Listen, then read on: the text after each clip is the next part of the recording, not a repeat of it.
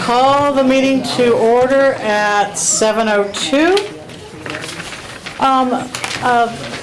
Kathy, would you like to do some flag salute? It's your turn. Please join me. I pledge allegiance to the flag of the United States of America and to the republic for which it stands, one nation, under God, indivisible, with liberty and justice for all.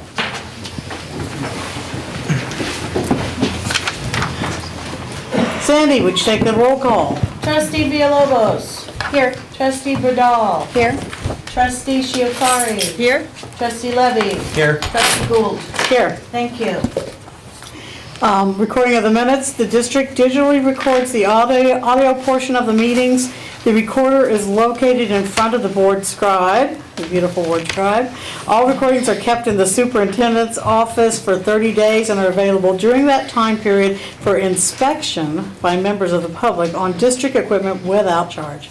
As a community service, Pacifica Community Television records and broadcasts meetings.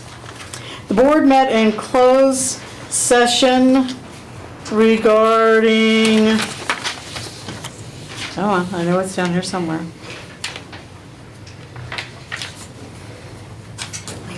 Labor negotiations and public employee performance evaluation, and no action was taken. And following the adjournment of this meeting, the board will reconvene in closed session to continue to discuss negotiation and public employee evaluation. Okay. Approval of the minutes from January 21st, 2015. Do we have a motion? I motion to approve the minutes. Second. That would be moved by Laverne and seconded by Matt. All in favor? Passes 5-0. Thank you. Is that good, Sandy? Do it That's good. that way? Okay. That's good. Thank you very All much. right. Approval of the agenda and consent agenda. All items on the consent agenda will be approved with one motion, which is not debatable and which requires a unanimous vote for passage. If any member of the board, the superintendent, or the public so requests, any item shall be removed from this section and placed in the regular order of business following approval of the consent agenda. No removals? Okay, can I get a motion to approve the consent agenda? I motion to approve the consent agenda.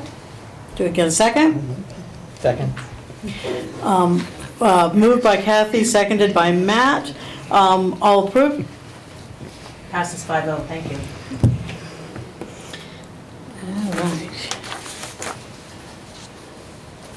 Next, 9, communications. 7:10. Oh, we are moving right along.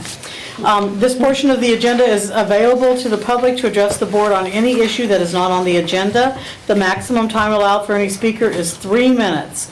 LSEA. That right now, thank you. Okay. CSEA.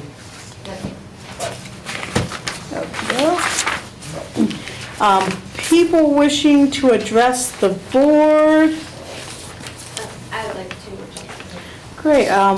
So you are Holly Gubster. Thank you. Go ahead. I have Sit down, go to the podium and then everyone can hear you even at home. Okay, so I would like to invite all the schools in Pacifica to come to Terra Nova's open house. We are it's on March 18th, Thursday, March 18th, and we're going to be showcasing all what Terra Nova has to offer and all why we think a lot of 8th graders should be coming to Terra Nova and all younger classmen. So we invite all of you guys to come, and we'd love to have you guys there.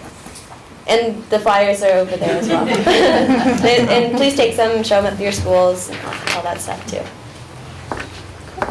Thank you. Thank you. What time?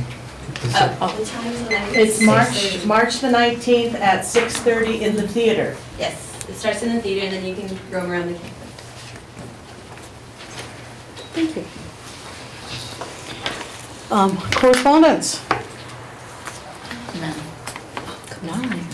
Board Superintendent Communications, this will be the part where the board can talk to the superintendent about unagendized items, things you have seen around the district, conferences and meetings you have attended, and what you have learned about the community since the last time we met. Do you mind starting, Laverne? We'll start on the end. I don't mind. Okay. I went to the Jefferson Union High School District Joint Articulation meeting and sat with the water department and the city, and it was more like an introduction, but I did find out that there's a buyer for, what am I thinking? I run my dog there every day. The quarry. So that'll be coming. I also attended the PEF January Jazz event, and I had a great time. I'll do that next year and bring my husband too. I went to the spaghetti dinner and reading night at Sunset Ridge, and that was my first time, well, second time, but my first time really being around Sunset Ridge and talking with the parents and touring around, and they had marshmallows, s'mores, and I spoke to a first grade teacher, and she got my ear a little bit and mentioned that she'd like to have some real chairs for the first grade.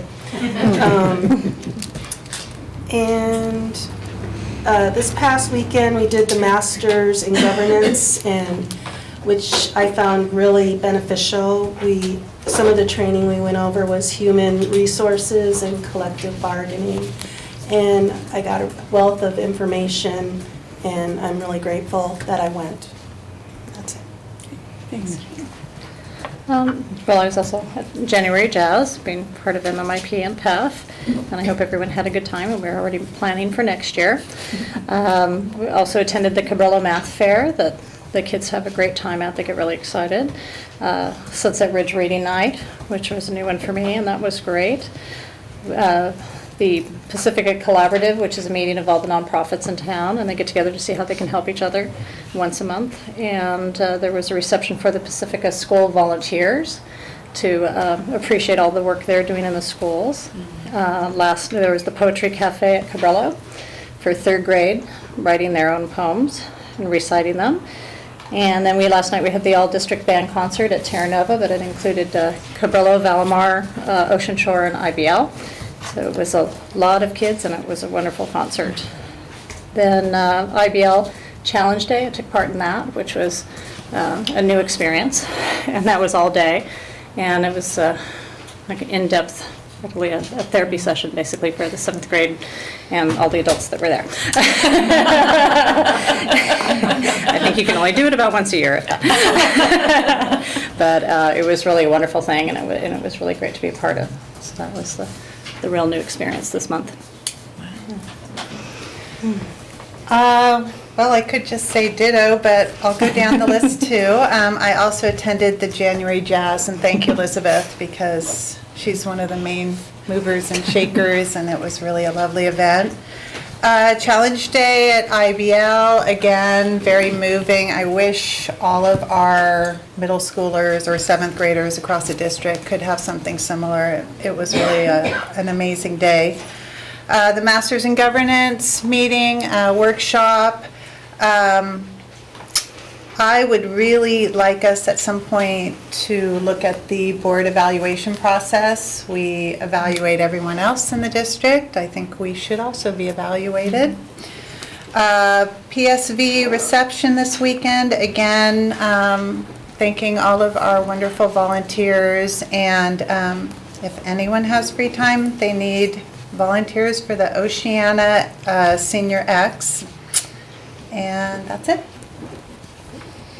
A lot of the same, joint articulation, challenge day, masters in government, the poetry cafe, challenge, I drove on a field trip, that's the only thing. It isn't on somebody else's list, so not to hold things up, I would pass that. So I think I have most of the things on that list. Also, the family reading night at Sunset Ridge being my favorite event every year. That's just, and I showed the other board members how you go get the s'mores. Like, over here, go right ahead, they're making the s'mores. They're making the s'mores out there. Wow. So, you know, you got to have the inside information. But I did do two things that I was not accompanied by any of you, so that I wanted to address, and that was a San Mateo County School Board Association dinner that Ray and I went to, and we heard a presentation on student stress. And it was mostly about high school student stress and the kind of pressures they feel about getting into college and doing well and having way too much homework. And there was a panel, and then they had done a very large survey and analyzed their survey results very well. But the thing that moved me and got me thinking was that somebody asked the panelists, when did this stress begin? And that feeling stressed about school started in 5th and 6th grade. So it's not just a high school issue. It's something that we should pay attention to here about the kind of stress that we put our students under when they're in those middle years, when they're thinking about high school and thinking about where they're going and just being mindful about that and maybe to bring up our homework policy to kind of see if there's any tweaks, or at least to review that. And the other thing that I went to, I think it was yesterday, was the Wellness Committee meeting.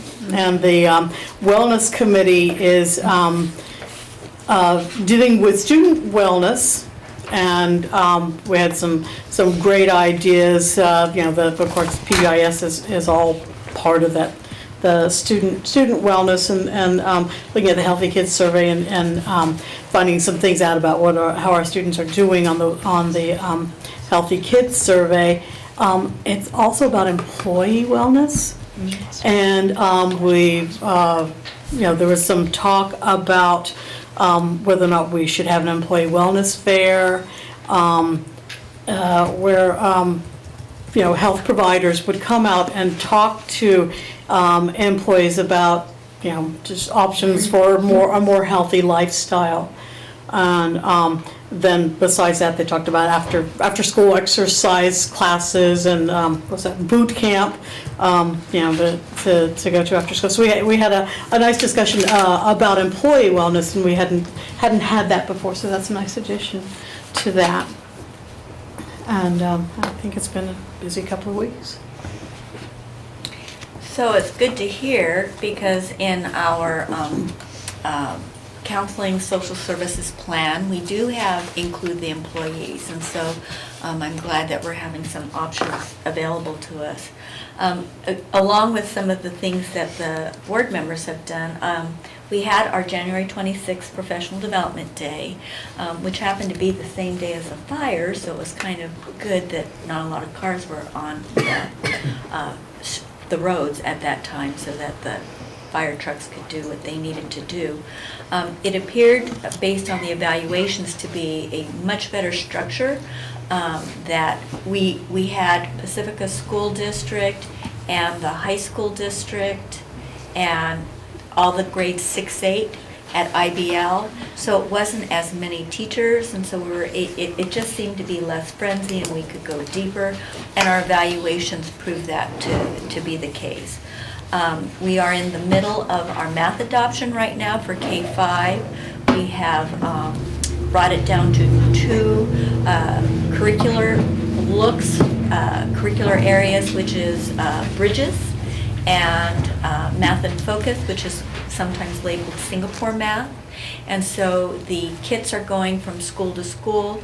Our STEM specialist, Siva Steele, is going and presenting to staff, and then they'll have a week to look at the materials. Parents are invited when they're at the schools. They're going to be transitioning throughout, so they're scheduled.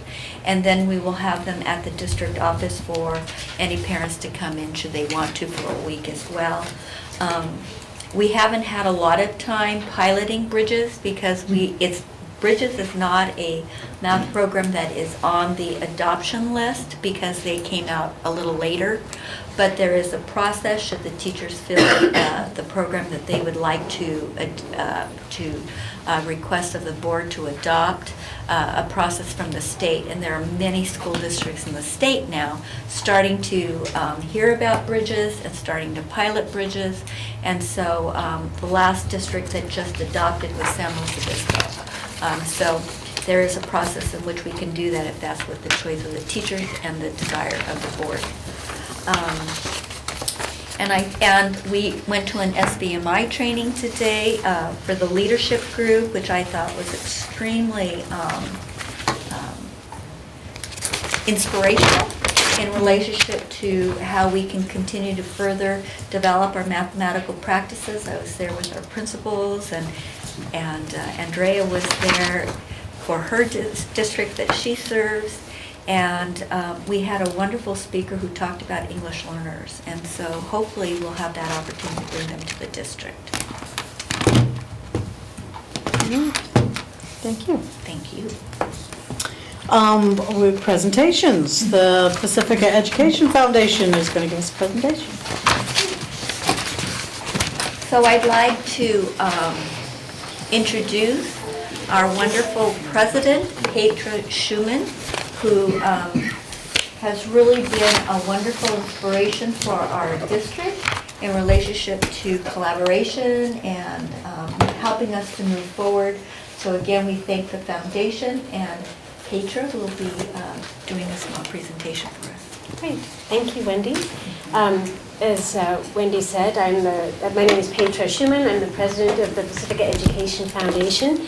I'm also a parent of 2 at Ocean Shore, and I'm a volunteer in this position.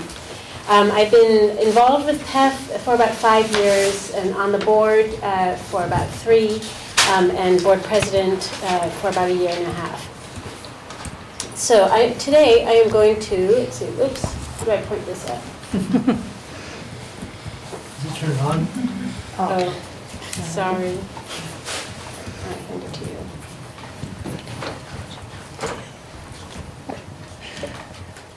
Okay, perfect. Thank you, Nelson. Okay. There we go. So today I am going to just briefly give you an overview of PEF, or the Pacifica Education Foundation, talk about our current programs, and a quick look ahead. So the foundation was founded in 2008 by a group of community volunteers. After the initial fundraising the initial funds were raised, we began programs in the schools in the 2009 to 2010 school year. The organization is a nonprofit and legally completely separate from the school district, though of course we work in partnership with the school district. We are 100% volunteer run. There are no paid staff members, and thus 96% of our revenue goes to the programs. And you can see the split of programming here on the right. The majority of our funds go to the blue section there, which is 21st century learning initiatives, and then about 9% to the middle school band program at present, and then about 4% is administration or fundraising costs, really. Our mission has been the same from the start. It's protecting and advancing quality education in Pacifica's public schools. More specifically, we try to raise funds to fill gaps in in essential programs. We support the core curriculum, promote equity across the district. Everything we fund, we try to do equitably across all of the schools. And we align our programs with the school district strategic plan. We're not just doing random fundraising random programs. It's all very much aligned. And we do our best to try to attract funding from outside of Pacifica. Our programming focus since inception has been in two areas, 21st century education and in middle school band. The 21st century education programs or practices are in every grade across the schools, and we support grade level standards and have been helping to facilitate the shift to the Common Core. For the band program, we support instrument purchases and repairs, and as well as sheet music purchases. And this year there are about 332 students enrolled in band across the schools. And more specifics on the 21st century education practices, you can see here that here are the 6 elementary grade practice or programs that PEF helped to fund initially that have become practices in our schools. I mean, many of you, I'm sure, have seen the iPads in the lower grades, the video, the student videos that even the first and second graders have started to do. Then in 4th grade, the kids get math programs. And 5th grade, all of the students do a slam poetry unit, which is hugely popular and which I think has started a new population of poets in Pacifica. You know, all those 5th graders doing slam poetry, with of course a 21st century slant. For middle school, we've funded these programs, including SketchUp in 6th grade, and Algebra Bots in 8th grade and 7th grade to support math, the math curriculum, and as I mentioned earlier, the band program, which all of the middle schoolers have the option, or in some cases are required to participate in. This last year, since I was here giving an update last year, there have been some major changes. It's been a year of change. In a good way. And basically last spring, the district leadership told us that they would start to fund the 21st century education facilitator position, or at least the responsibilities, internally. And this is the position that was formerly funded by PEF.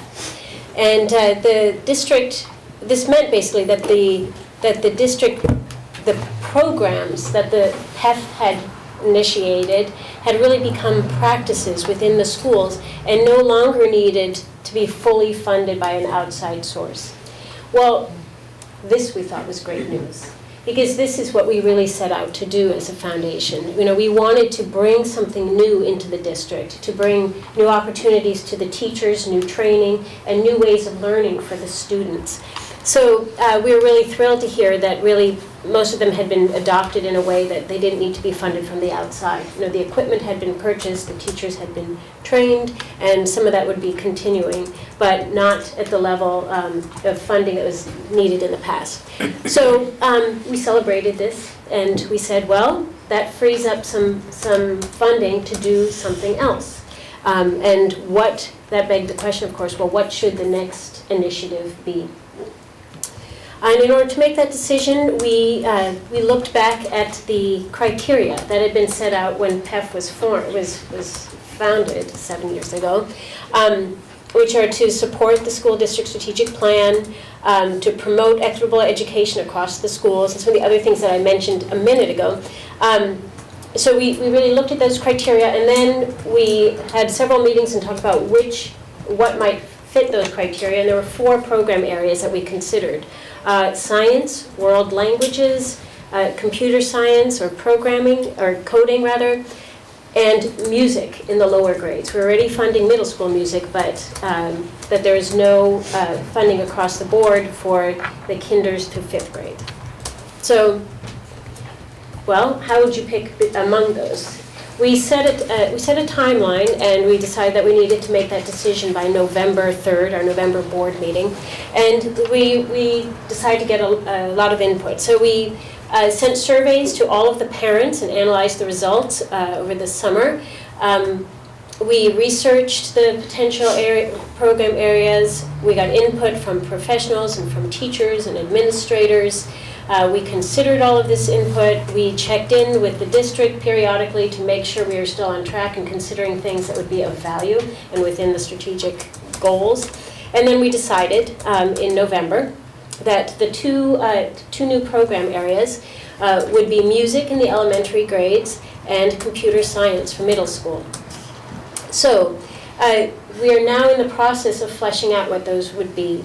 There are two teams. The music team is led by our own Tom Stafford, of course, and they are considering options in music and music education. But it looks like we are going to try to start with music classes for all 4th and 5th graders, taught by a credentialed music teacher. And one of the advantages of doing that is that, well, you get a good teacher, we hope, for the children, and you also would give the teachers a planning period. That 40-minute class would be a time when the teacher would not have to be present, which we hope would be an advantage.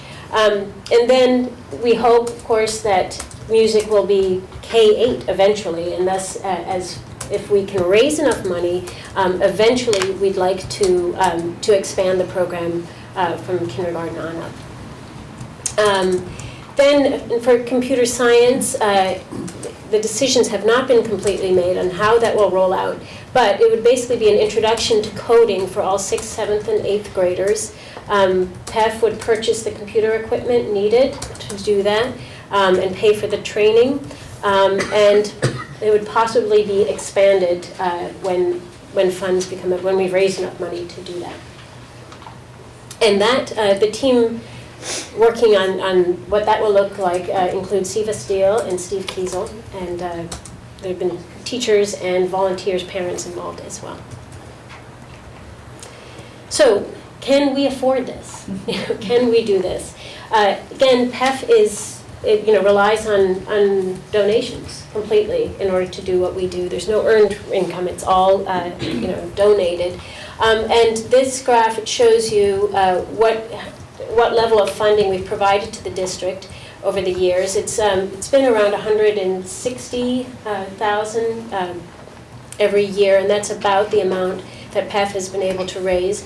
You can see that in the final, if you just look at the dark green bar, the total, the third one, you see that our budget for this year is considerably lower because, as I said, we're not paying for the one salary, and we're spending this year doing a lot of planning and getting ready and hopefully raising money for next year as well.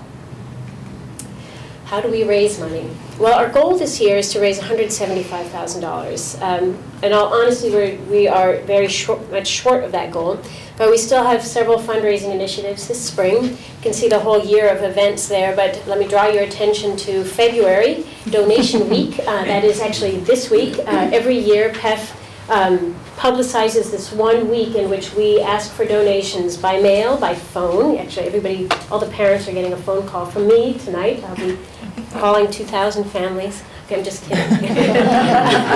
But they'll hear my voice. Anyway, and then tomorrow, well, let me move on, actually. So Donation Week is this week. We sent out this Please Give mailer last week, so it arrived in people's mailboxes. Some of the checks have already started arriving in the mail. I just got some today, which is great. Tomorrow, it'll be donation day on all of the school campuses. We'll have volunteers at drop-off and pickup, so asking parents to drop off donations.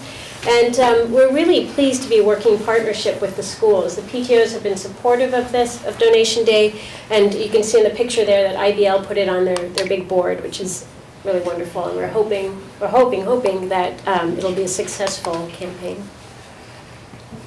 So to achieve our goals, we really need a lot of involvement. It doesn't happen by itself.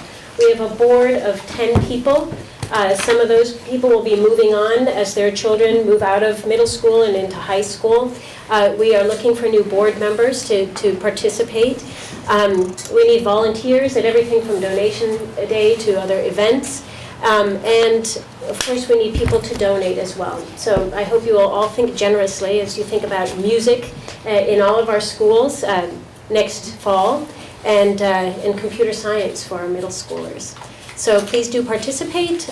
There's our website, pacificaef.org, and you can also email us at info@pacificaef.org. So any questions? Questions?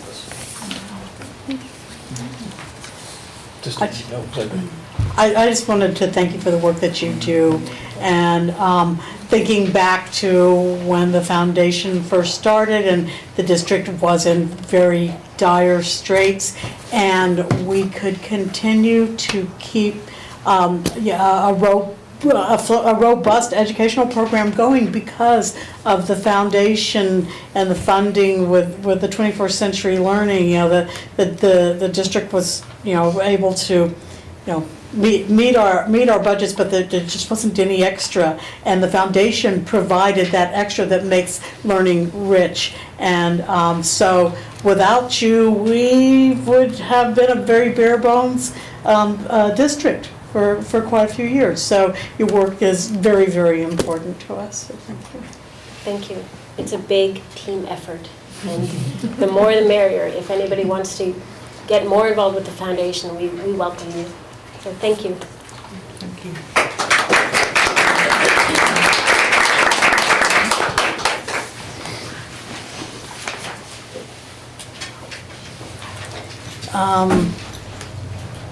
So 15, 16, sixth grade lottery. Hooray. Hey, so this is sixth grade lottery for next school year.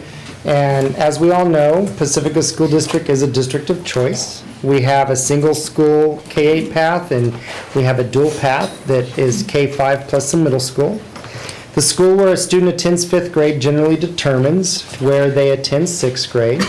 But because we are a district of choice, there are other options. Fifth graders can request a transfer to a school that would not necessarily be on their regular path. For example, a fifth grader at Valimar would normally roll into sixth grade at Valimar, but now they have a choice through the lottery process if they wanted to transfer somewhere else. Okay. The lottery was held on January 30th, and out of 41 transfer requests, 31 fifth graders were able to get their school of choice. And we have currently 10 fifth graders that are on the wait list for IBL for next year. So they will remain at their current K-8 campus until an opening occurs.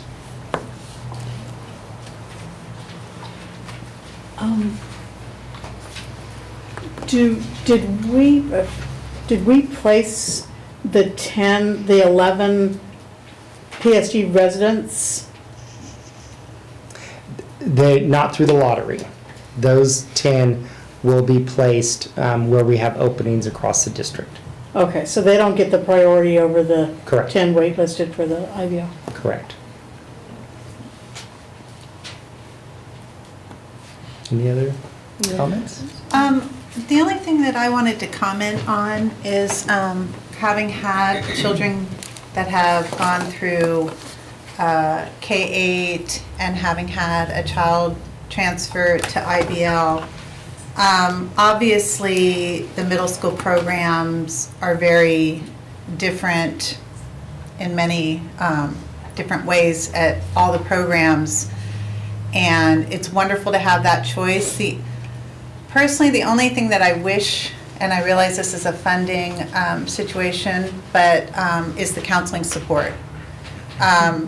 Because just like Challenge Day, Megan does such a great job and can offer so much to those children that need it. And sometimes there's sort of this mythology that the middle schoolers at the K-8s, there's no issues. And any of us that have been there know that there are. Mm-hmm. And sometimes these kids, IBL fills up, we need a place. They also go to maybe the K-8s where there are openings, and sometimes they come with issues. And I know we do have some counseling support. I just would like to put a plug in that someday we could offer more to those kids. and more to the teachers and the administration at those schools because they have to fill those gaps, and that's a really hard position for somebody to be a disciplinarian / counselor. So I just wanted to comment on that. Thank you. I appreciate you sharing that. Anything else? Thank you, Ray. Oh, and you're on again. Yes. 2015-16 school year calendar. Yep, it's that time of year. So we plan for our upcoming school year. And we did have a calendar committee that was formed with all of our labor partners and a couple of our administration. That committee met on January 5th of 2015. Out of that committee were 2 draft calendars that were, there were 2 draft calendars that were brought to that committee. And then while that committee met, a 3rd calendar draft was formed. The committee also knowing that we did not have information, unfortunately, at that time from Jefferson High School District as to what their calendar looked like for next year. And we're always trying to attain that information, but unfortunately we didn't have it by January 5th. Soon after, though, we did receive word that Jefferson High School District had a tentative, and I really want to stress that word, tentative week earmarked for their spring break, which is the first week of April for next year. That information was delivered to everybody on the calendar committee, all of our labor partners. And then, as tradition goes, our labor partners LSEA, the executive board met and reviewed the calendars, and they put forth to their membership draft calendars B and draft calendars C, and out of their membership vote, it was calendar C that had the majority vote. And there were 4 draft calendars total. The draft calendar D, the final draft that rolled out, was the same as C, but reflected the spring break time as our high school district, Jefferson High School District.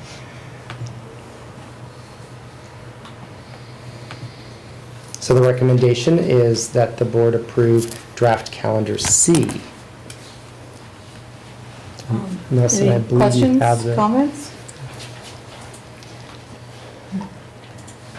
I think with a lot of parents that have both students in the grade school and in the high school, there's, I think, always a hope that it matches up. But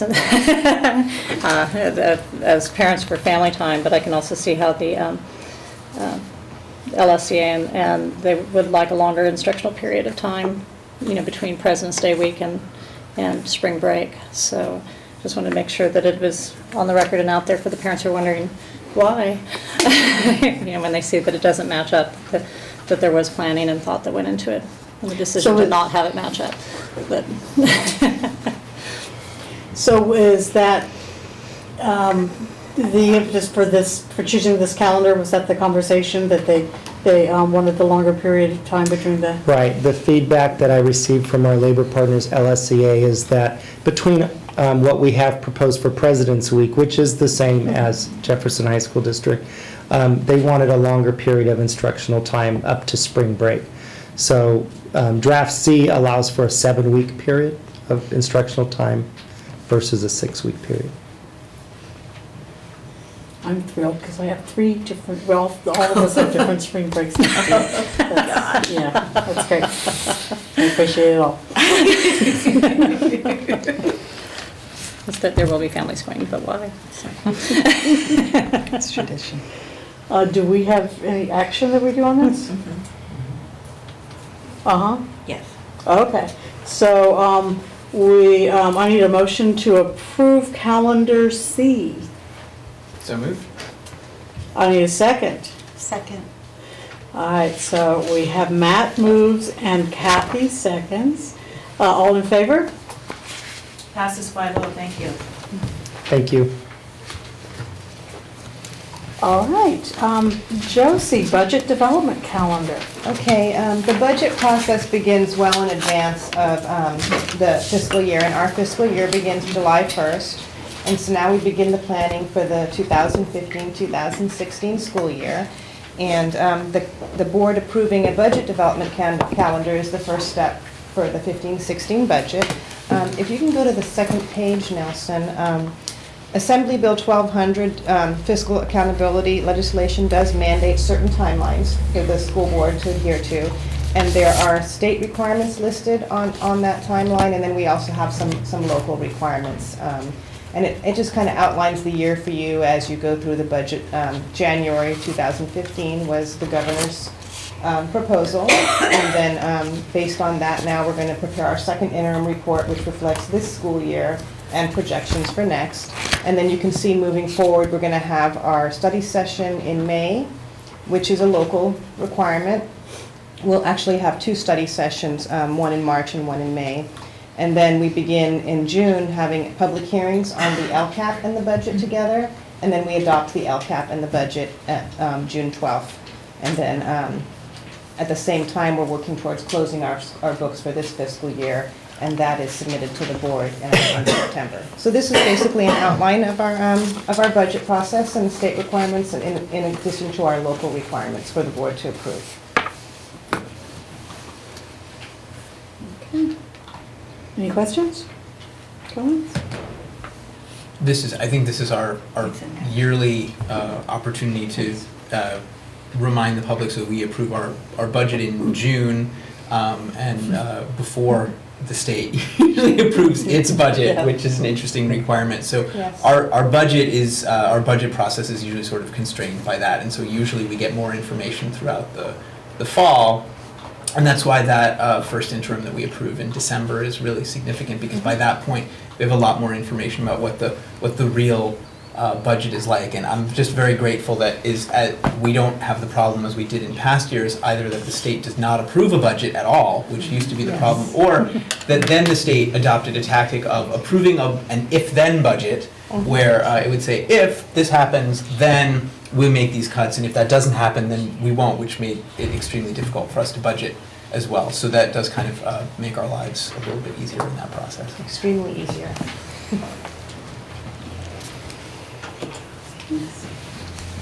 Anything else? All right, so I need a motion to approve the budget development calendar. To approve. Can I get a second? Second. So Elizabeth made the motion and Laverne did the second. All in favor? Passes 5-0, thank you. Okay, next, the San Mateo County Committee on School District Organization Potential Redraw of Trustee Areas for the San Mateo County Board of Education. Okay, so that's mine. That was a mouthful, was that not? Okay. And Andrea served as our representative last year, and Laverne will be serving this year. And last board meeting, we had a discussion about potential redraw for the San Mateo County Board of Education. So I have attached a resolution that hopefully reflects the direction of the board to move forward on determining status quo and Plan 2 as the best options for us to send to the county committee. Any questions? Comments?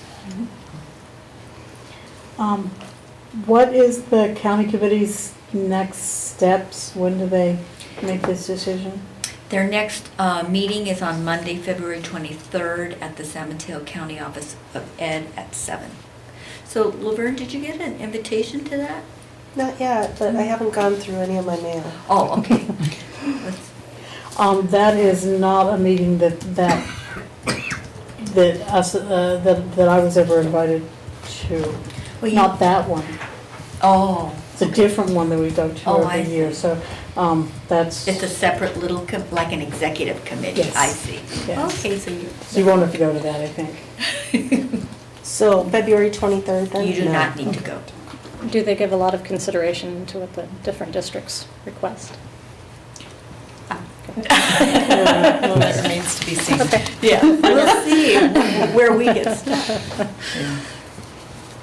Okay, so, I need I need a motion to approve this, what do we call this? Resolution, thank you, resolution, 2015-2-11-A. I so move. Do I get a second? That would be Kathy on the move and Elizabeth on the second. All in favor?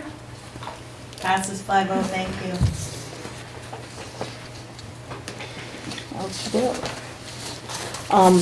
Legislative Action Day. So Legislative Action Day is developed by California School Boards Association, which we are members of. And on that day, they make appointments with legislators and talk about topics that affect education. Critically right now is the discussion around the school district reserve caps and the importance of a state partnership on school facilities. So the bonds, the notion of, or the concern around budget and funding, adequate funding for education at the state level. And so in the years past, I want to say in the last 2 or 3, they really kept it local, so people would have go to the legislators at their offices in the local area. It appears this year that they are planning to go back to Sacramento as they have in past times. And so they have scheduled, March 10th, Tuesday, as Legislative Action Day. So the question is, do we want to send representatives, and if so, who would like to attend? And I believe Matt and Andrea have served on that committee, or in that forum before. They probably will do both this year. So we'll have one in Sacramento and one at the local offices. The advantage of going to Sacramento is that since the legislators are there more often, that we might have better access, and the disadvantage is you have to go to Sacramento. But in the past, we had a little bit of a snafu with what they were calling BMAD for Board Member Action Day last year. And the snafu was that CSBA did not do a very good job of scheduling us with our legislators, and as a result, we contacted them shortly before, and they had not heard from CSBA at all. And they were extremely good about finding somebody for us to meet with at the last minute, because our legislators are extremely responsive to us, which is awesome.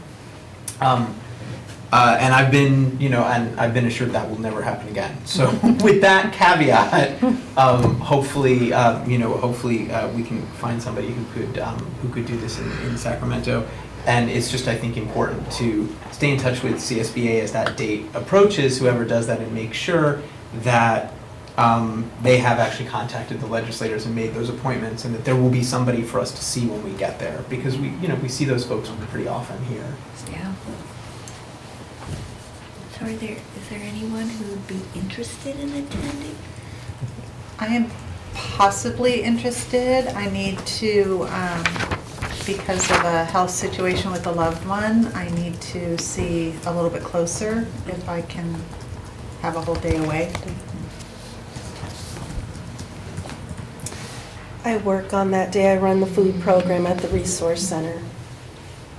Okay, so we have one option, so hopefully, if Kathy can attend, that'd be great. And if there are other people who'd like to attend, just let us know, and then we can schedule you. Okay. Thank you. And the second quarter interest report, Josie. This is information for the board. It reflects our interest earned for the second quarter of this fiscal year, and the rates are still, you can see on the second column, still quite low at 0.69%. But the total for the second quarter of all funds was just over $11,000, and then year-to-date $26,000.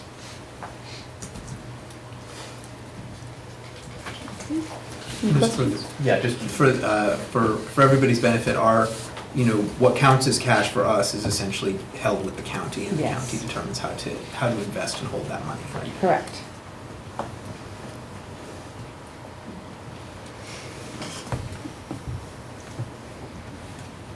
Alrighty, future agenda items. Okay, we do have our agenda items for next month. Under future agenda items, the topic, it says update on history and social science. And so what I would like to propose is that I include that in our LCAP presentation in our work study March 4th, because we do have a broad course of study goal, and so I can bring you up to speed in relationship to what we're doing for social science right now. There is a framework out, and we have sent some teachers who teach social science as their content area to some of that training. So we thought that that would be a good place to put that. The other question that I have, and you brought up about homework, is we did talk last month, I think, about translations. It came up in a board policy. And so I'm wondering if we could have a couple of board members who are interested. We kind of started talking about it at cabinet level, and it got kind of big. And so, well, what about this and what about that? So I'm wondering if we had like a little small committee, if we had a couple of board members who could work with one of the staff and develop a presentation around what we think we're talking about and what it might look like. So I didn't know if there was anybody who'd be interested in serving on that with one of our staff members. We'll figure that out in cabinet. I'll try it. Okay. Is there anyone else? We can have Laverne. Okay. Thank you very much. And then I didn't know, do you want to kind of do that for homework as well, or do you want to? So, yeah, looking at the homework policy and seeing if it just needs revision or if it needs to just be brought up again and discussed, a little committee for that, you think? Mm-hmm. Sure. So is there anyone interested in serving on that? Yeah, you could. Okay. And Andrea? Yeah. Thank you. And then Matt, you had an item? Yeah, I was wondering if we could have, I don't know if work study is the right word for it. I was intrigued by what we learned about Masters in Governments about someone referred to a conversation meeting, which I think would be like yes. an agendized meeting for the board to have a discussion and the public is invited. But I think the distinction between work study and conversation would be that it wouldn't necessarily involve staff preparation, so that there could be a discussion, and then we could determine if this was something that we wanted to go further with, or it's based anyway. It's around transportation that we have a number of special ed students who are being transported around the district as part of their fair and appropriate free and appropriate public education. And so my thought was that if there are seats on those buses, that we could find a way to offer those seats to people who are trying to get to various parts of town. And I don't know what at this point, I don't know what the legal ramifications of that would be. So that could be a far-reaching thing. But I thought at least we could discuss if that would be something that the board would be interested in looking into further. Okay. So to actually find a date for that Conversation meeting? Yeah, should we calendar? Well, Or because do you want to think about it? Well, and we can calendar? no, I think what we might want to do, and let me ask you if this would be appropriate, because we usually do Wednesdays, and we could do like a Wednesday at 6 type thing, and then we can look at some options, because I think that it would be important to have legal counsel involved, just to help us answer questions. Yeah, of course. And then bring our board policy and all of that stuff. So we can come up with a few choices and then bring that back. I can do a little doodle and see what works with everybody. Does that make sense? Okay, thank you. I would also like to, again, at some point, talk about a board evaluation process. Yeah. Good idea. Yeah. So a conversation meeting on that? Whatever. We might Whatever want is to talk, appropriate. because I think we heard a lot of good ideas from this Masters in Governance, and so maybe you and I can sit and kind of fare through some of those ideas, and then we could come up with one day of something, like a work study. A retreat. Right, right, and then include that as one of the topics. Okay. Anything else?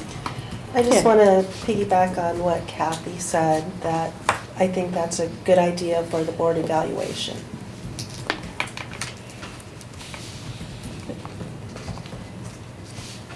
Okay. All right. We're done. Adjourned at 7:56-ish. It's actually closer to 7:57 now.